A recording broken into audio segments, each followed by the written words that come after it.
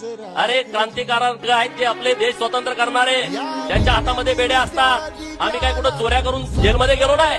या प्रस्थापित व्यवस्थेच्या विरोधामध्ये लढताना हा गोपीचंद पळकर अनेक वेळा जेलमध्ये गेला. सांगलीच्या जेलमध्ये 2-2 महिने 3-3 महिने राहिला.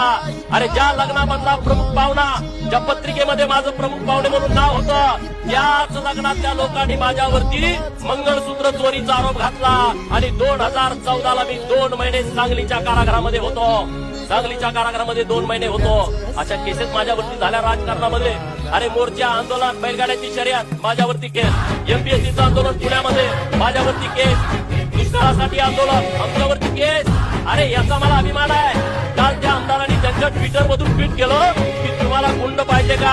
आणि लोकांसाठी लढणारा जर गुंड असेल तर लोकांना का नको आहे. माझ्यावरती जेवढ्या केसेस आहेत त्या सगळ्या लोकांच्यासाठी आहे. माझ्या वैयक्तिक कुठल्या केसेस आहेत, माझ्या वैयक्तिक कुठल्या